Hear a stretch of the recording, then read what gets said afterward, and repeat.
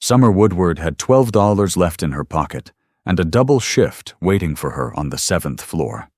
As she scrubbed the marble steps of the Sovereign Hotel that rainy November night, her knees aching against the cold stone, she tried not to think about the eviction notice folded in her locker or her father's prescription she couldn't afford to refill. The cleaning company paid minimum wage, and after 4 years of night shifts, she still couldn't get ahead. She was hauling trash bags through the VIP exit to the loading dock when she saw it. A wallet. Thick, platinum-edged leather, resting on top of a discarded Wall Street Journal near the valet stand. Summer glanced around the rain-slicked alley, the distant hum of luxury cars idling under the hotel's golden awning. No one. Just her and the smell of expensive cigars lingering in the November air. She picked it up, expecting it to be a decoy, some cruel test the hotel management might run on staff. It wasn't. The leather was impossibly smooth, the kind that cost more than her monthly rent. She knew she shouldn't open it, but her fingers were already flipping it over, revealing the embossed initials. R.A. Inside was a black titanium credit card with no spending limit and a driver's license that made her breath catch. Raymond Adams. Even in the sterile DMV photo, he looked untouchable. Chiseled features, steel gray eyes, the kind of face that appeared on magazine covers next to headlines about disrupting industries and billion-dollar acquisitions. But it was the address that made her hands tremble. The Apex Towers on Park Avenue. The building where penthouses started at $18 million, and you needed a referral just to schedule a viewing. Behind the license were crisp $100 bills that her shaking, water-wrinkled fingers counted to 50. $5,000. She could pay 3 months' rent. She could buy her father's medication and still have enough left for groceries. No one was watching. No cameras pointed at the service exit. The rain was washing away any witnesses, but she didn't keep it. She clocked out, walked 2 miles through the downpour to the address on the license, and knocked on the door of a man who lived in a different universe. And when the billionaire owner opened the door and saw a woman in a soaked cleaning uniform holding his fortune with trembling but honest hands, he didn't just say, "Thank you." He froze. That pause changed everything. The Apex Towers lobby gleamed like a temple to wealth. Summer's wet sneakers squeaked against Italian marble as she stepped through the revolving doors, leaving puddles in her wake. The doorman's eyes tracked her immediately, his hand moving toward his radio. "Service entrance is around back," he said, his voice flat. "I'm not here to work." Summer pulled the wallet from inside her jacket, shielding it from the rain that still dripped from her uniform. "I need to return this to Mr. Adams." The doorman's expression shifted from dismissal to suspicion. "You found Mr. Adams's wallet?" "Yes. Tonight, outside the Sovereign Hotel." He stared at her for a long moment, taking in her name tag, her soaked hair plastered to her forehead, the cleaning company logo on her chest. "Wait here." She stood in the lobby for 15 minutes. Watching residents glide past in designer coats, their eyes sliding over her like she was part of the furniture. A woman in a fur wrap actually stepped around the puddle Summer had created, her nose wrinkling slightly. The doorman returned with a security guard whose suit probably cost more than Summer's annual salary. "I'll need to verify the contents," the guard said, reaching for the wallet. Summer pulled it back. "I'd like to return it to Mr. Adams personally." "That's not how this works, miss. It's his property. He should be the one to verify nothing's missing." The guard's jaw tightened. "Mr. Adams doesn't see walk-ins." "Then call him.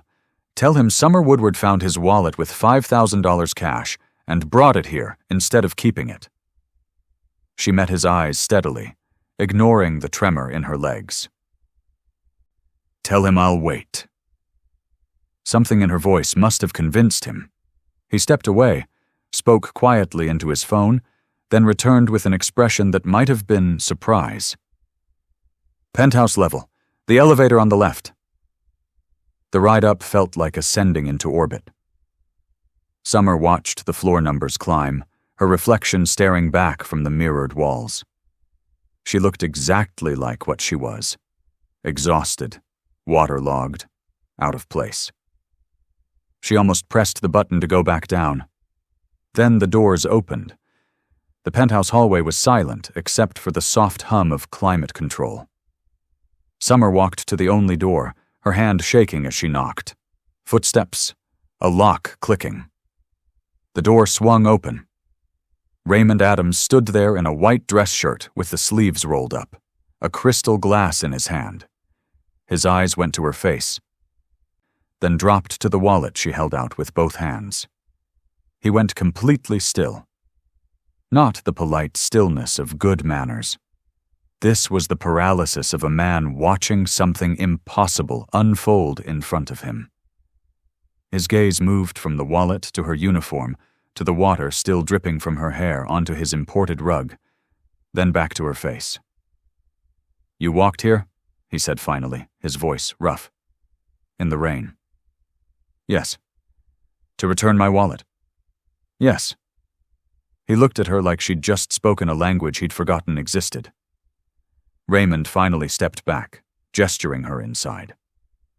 Summer hesitated on the threshold, suddenly aware of the water pooling at her feet, the cleaning solution smell still clinging to her uniform.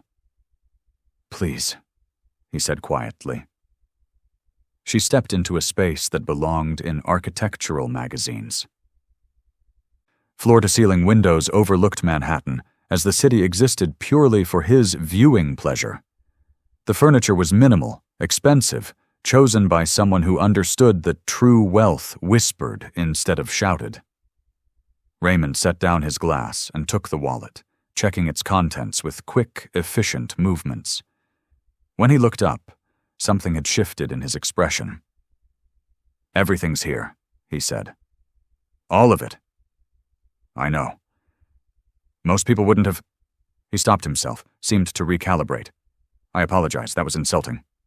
"Yes, it was." A ghost of a smile crossed his face. He reached for the billfold, pulled out 10 $100 bills.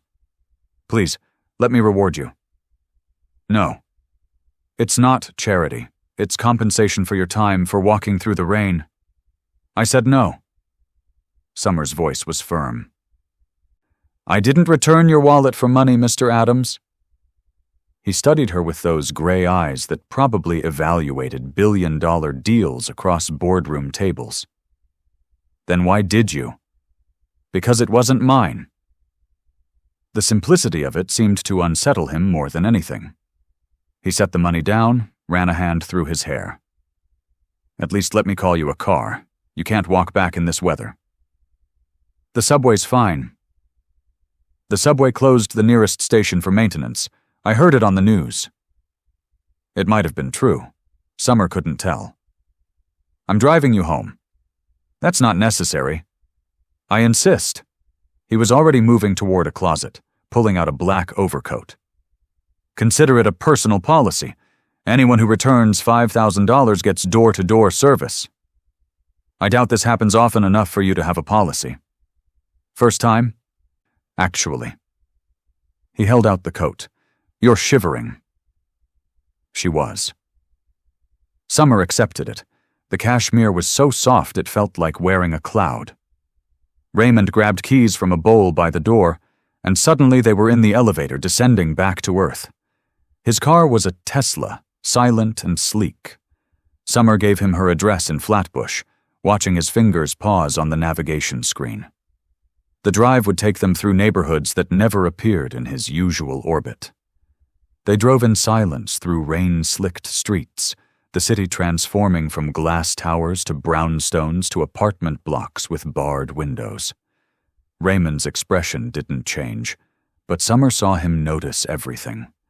The check-cashing shops, the bodegas with security cameras, the laundromat where she spent every Sunday. When he pulled up outside her building, 5 stories of peeling paint and broken intercoms, he turned to face her. "What floor?" "This is fine. Thank you for—" "What floor, Summer?" "4th. Why?" "No elevator." "Hasn't worked in 2 years." He was quiet for a long moment, looking at the building, then back at her. "You walked 4 flights of stairs twice today, after a double shift, then walked 2 miles in the rain to return something that could have changed your life." Summer reached for the door handle. "Good night, Mr. Adams." "Raymond," he said, "and this isn't good night. I need to see you again." Raymond called her 3 days later. Summer was scrubbing a bathroom on the 9th floor of the Sovereign when her phone buzzed with an unknown number. "I have a proposition," he said, no preamble. "It's not charity." Summer wedged the phone between her ear and shoulder, her gloved hands still dripping. "I'm working." "I know, that's why I'm calling. I need help organizing my private library. The previous curator quit last month, and the collection is in chaos. First editions mixed with book club copies, no cataloging system, complete disaster."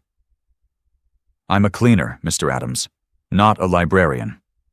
"Raymond. And I'm not asking you to clean. I'm asking you to organize. You have a degree, don't you?" Summer froze.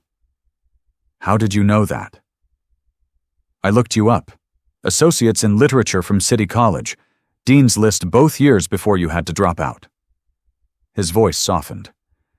"I'm offering you a job that uses your mind, not just your hands. 3 months, full-time. $60,000. The number hit her like cold water. That was more than she made in 2 years at the cleaning company. "Why?"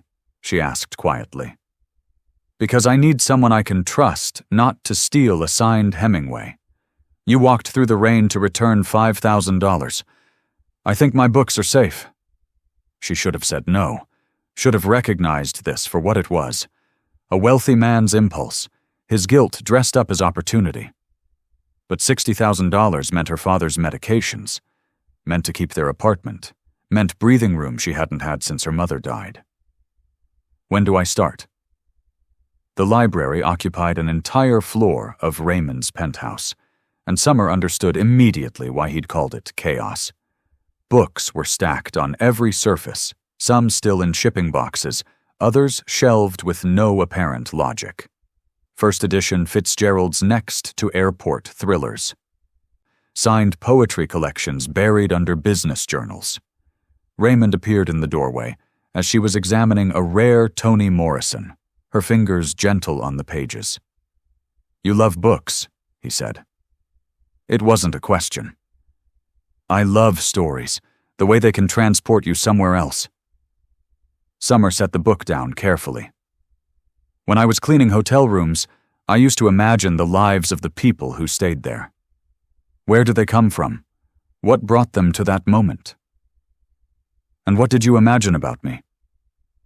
She met his eyes. "That you'd forgotten what it's like to need something you can't buy." Raymond was quiet for a moment. Then he smiled, and it transformed his entire face from handsome to devastating. "Organize however you see fit.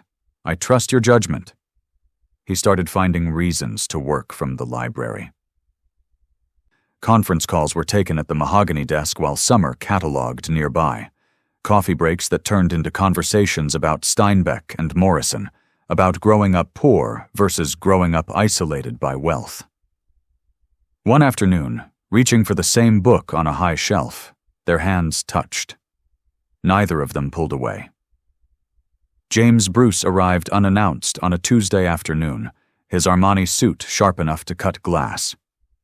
Summer was on a ladder, reshelling the modernist collection, when she heard his voice echo through the penthouse. "Raymond, we need to talk about the Singapore deal. The board is getting nervous." He stopped mid-sentence as he entered the library, his eyes landing on Summer. "I didn't realize you had staff working today." Raymond looked up from his laptop. "James, Summer's not staff. She's my curator. Summer Woodward. Meet James Bruce, my business partner." James's smile didn't reach his eyes. He crossed the room, hand extended, his gaze sweeping over her jeans and simple blouse with barely concealed disdain. "Curator, how ambitious?" Summer climbed down from the ladder and shook his hand. His grip was performative, the kind meant to establish dominance. "Mr. Bruce, where did you study? Columbia?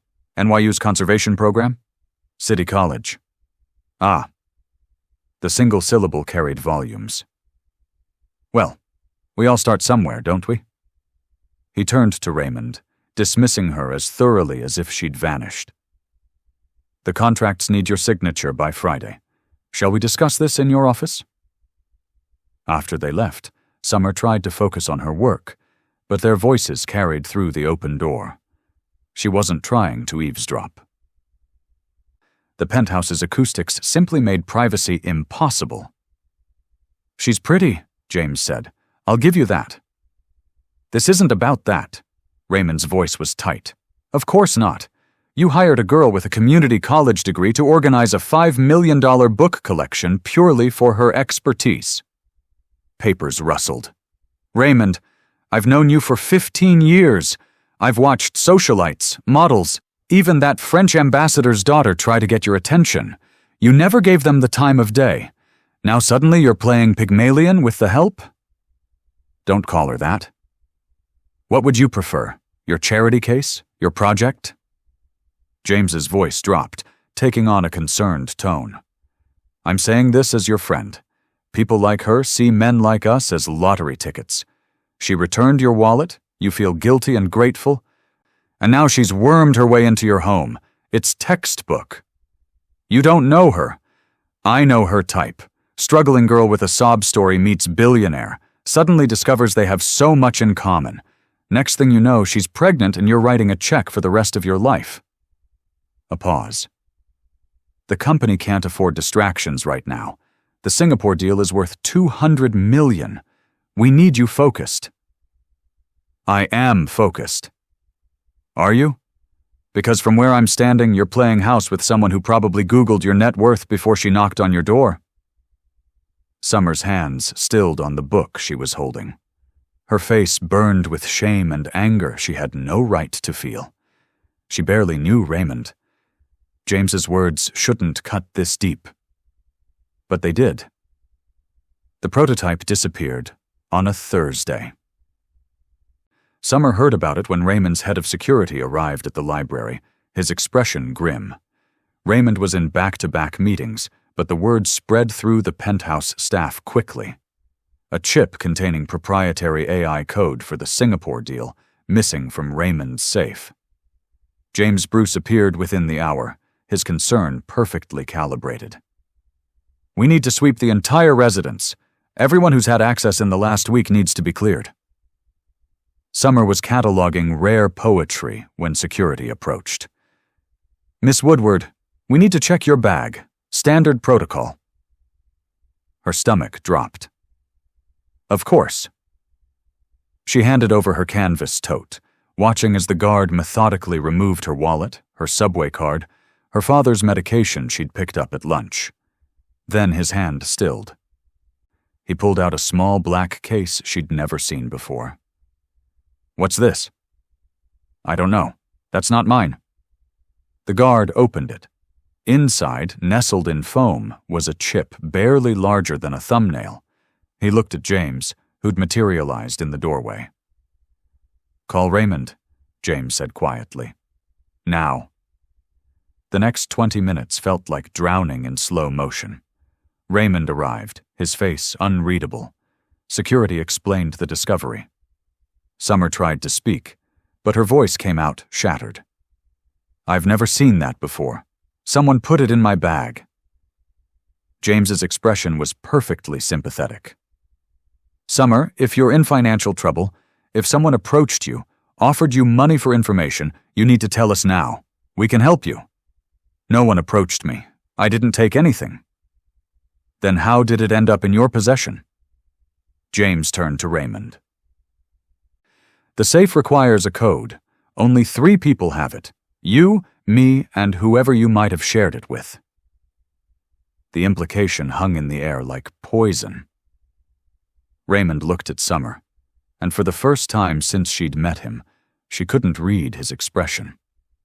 She saw the calculation happening behind his eyes, weighing what he knew about her against what the evidence suggested, remembering, perhaps, that they'd only known each other 6 weeks, that James had been his partner for 15 years. That hesitation lasted maybe 3 seconds. It was 3 seconds too long.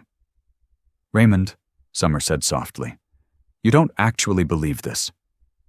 He opened his mouth, closed it. "I need to understand how—" "You need to understand?" Her voice was steady despite the crack forming in her chest.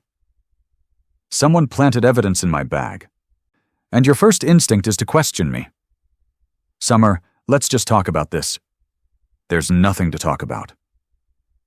She reached into her pocket and pulled out the key he'd given her to the penthouse, the small brass object that had felt like trust made tangible. She set it on the desk between them. "I quit." "Wait." But Summer was already walking towards the elevator, her head high, refusing to let them see her break. Behind her, she heard James's voice, low and satisfied. "I'm sorry, Raymond. I really am." Summer returned to the Sovereign Hotel 3 days later.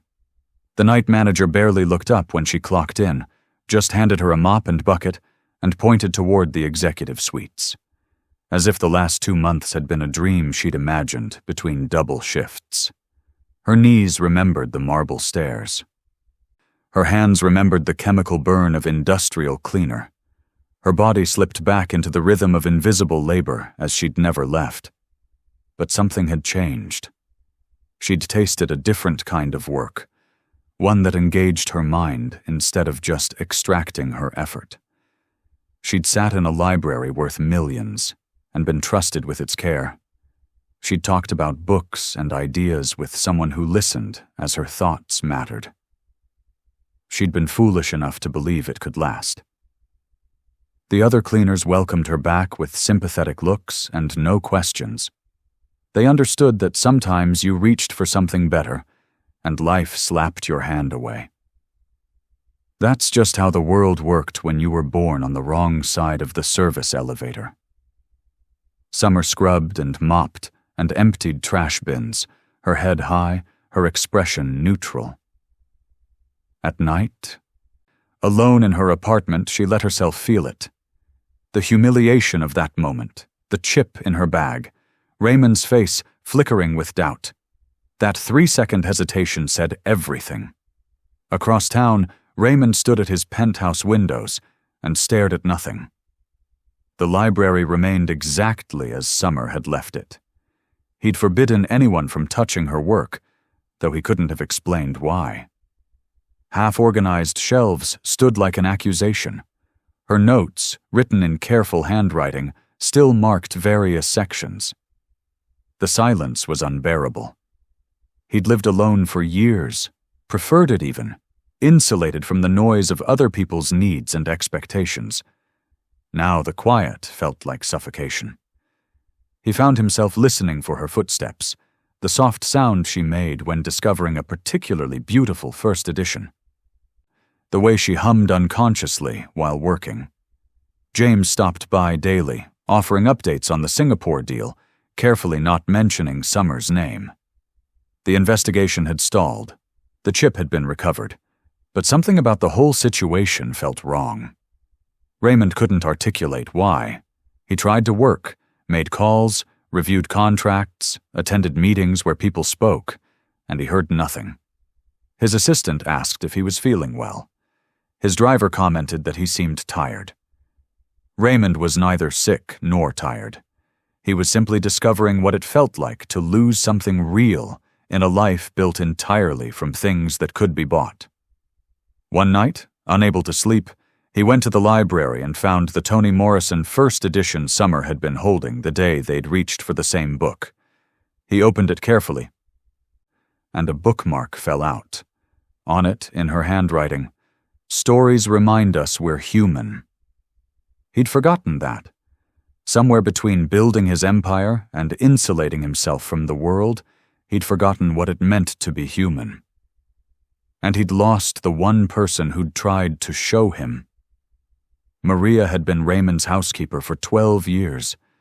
She'd watched him build his empire from the ground floor, seen him through failed relationships and successful acquisitions, learned when to speak and when to simply leave fresh coffee by his desk. She chose to speak on a rainy Tuesday evening, 2 weeks after Summer had left. "Mr. Adams, there's something you need to see." Raymond looked up from the contract he'd been staring at without reading. Maria stood in the doorway, her normally calm expression troubled. In her hands was a tablet showing security footage. "I debated showing you this," she said quietly, "but I can't sleep knowing what I know." She set the tablet on his desk. The footage showed the library from the camera mounted discreetly in the corner, the one that monitored the rare collection. The timestamp read 2 days before the chip had been discovered. Raymond watched himself leave the library for a meeting. The room sat empty for 7 minutes. Then James entered, glancing around with careful precision. He crossed to where Summer's bag hung on the back of a chair, opened it with practiced efficiency, and slipped something small inside. The whole operation took less than 30 seconds. Raymond's blood turned to ice. "Keep watching," Maria said. The footage jumped forward. Now it showed the hallway outside Raymond's office. James entered the safe room, emerging 3 minutes later. His expression was satisfied, calculating. The timestamp, 40 minutes before the discovery of the missing prototype. Raymond's hands began to shake. "How long have you had this?" "I found it yesterday. I've been backing up the security system archives. We had a storage issue last month, and IT told me to save everything to an external drive before they wiped the servers. I was reviewing files and saw this." Maria's voice was gentle. "I watched you with Miss Woodward. I saw how you looked at her, how she looked at you. She didn't take that chip, Mr. Adams." "But I doubted her." Raymond's voice came out raw. "She stood there and told me she was innocent, and I hesitated. You trusted the wrong person." Raymond played the footage again. James's movements were precise. Premeditated. This wasn't an impulse. This was calculated destruction. He'd walked into Raymond's home, into a space Summer had been transforming with care and intelligence, and he'd planted evidence designed to eliminate her, because James had seen what Raymond had been too blind to admit. That Summer wasn't a distraction or a project or a charity case. She was real in a way nothing else in Raymond's carefully constructed life had been real in years. And James had destroyed her to protect the Singapore deal, to protect their partnership, to remove what he saw as a threat to their empire. Raymond stood abruptly, the chair scraping against marble. "Where's James now?" "His office, I assume. Mr. Adams, what are you going to do?" "First, I'm going to destroy him." Raymond's voice was cold, controlled fury. "And then I'm going to find Summer and beg her to forgive me." "She may not." "I know." He looked at Maria. "But I have to try." Raymond found her at the Sovereign Hotel on a Thursday night. The rain was coming down in sheets, just like the night they'd met, and he stood in the service alley watching through the loading dock entrance as Summer mopped the executive corridor. She moved with mechanical efficiency, her expression blank, a woman who'd learned to disappear into her work. It broke something in him to see her back in that uniform, shoulders bent under the weight of labor that used neither her intelligence nor her heart. He waited until she came out to empty her bucket, the water sluicing down the concrete toward the storm drain. "Summer." She froze, turned slowly. Her face went carefully neutral when she saw him standing there in his $1,000 suit, already soaked through. "What are you doing here?" I need to talk to you. I'm working. I know, I'll wait. He stepped closer. Rain ran down his face, plastering his hair to his forehead. I'll wait as long as it takes. Summer set down the bucket. There's nothing to say. There's everything to say. James planted that chip. I have footage. He's been removed from the company, and I've filed criminal charges. Raymond's voice cracked. You were innocent, and I doubted you. For 3 seconds, I let 15 years of knowing him outweigh 6 weeks of knowing you, and those were the worst 3 seconds of my life. Only 3 seconds? Her voice was bitter. It felt longer. I know. Summer, I know what I did. I know what it cost you.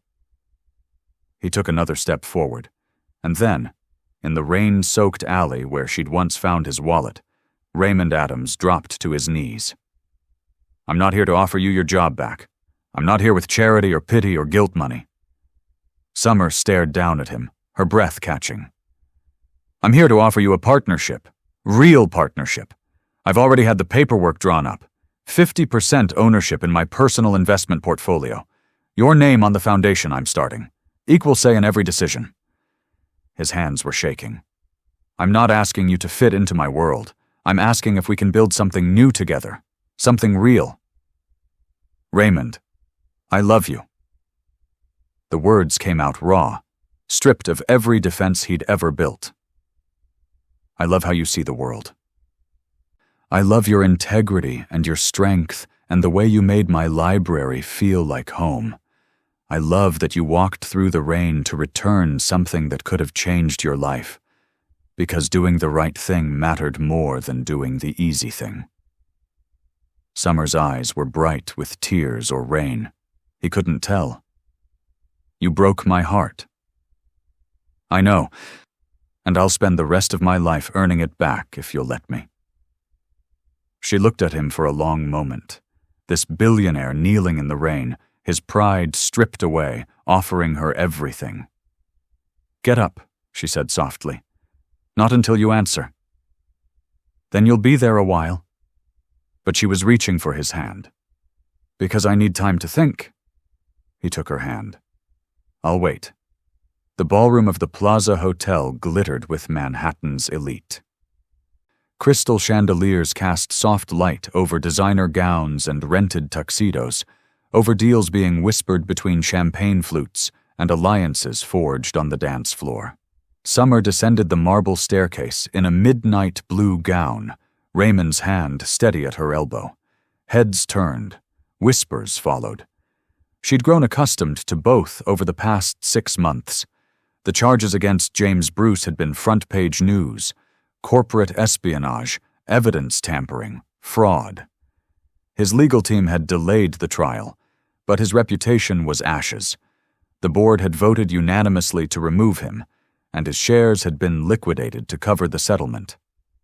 Summer had used her portion to establish a scholarship fund for community college students. Raymond had matched it, dollar for dollar. Now they moved through the crowd together, partners in every sense. Summer had spent the last 6 months learning the language of philanthropy, of strategic giving, of using wealth as a tool for change rather than insulation. She'd finished cataloging Raymond's library and begun curating a public collection for underserved neighborhoods. She saw James before he saw her. He stood near the bar, diminished somehow without his company credentials and board position. His suit was still expensive, but he wore it like a man playing dress-up in his former life. Their eyes met across the room. Summer didn't look away, didn't flinch, just held his gaze with quiet certainty until he was the one who turned. You're merciful, Raymond murmured, watching the exchange. I would have had security remove him. He's already removed from everything that mattered to him. I don't need revenge. I just need him to know he failed. Raymond pulled her close as the orchestra began a waltz. They moved onto the floor together, and Summer felt the weight of watching eyes. She knew what they saw. The cleaner who'd landed a billionaire. The charity case who'd gotten lucky. Let them think it. She knew the truth. She'd walked through the rain to return a wallet because integrity wasn't negotiable. She'd organized a library because she loved stories and believed in honoring beautiful things. She'd walked away from wealth when it came with the price of her dignity. And she'd returned, not because Raymond had money, but because he'd proven himself willing to kneel in the rain and admit he'd been wrong.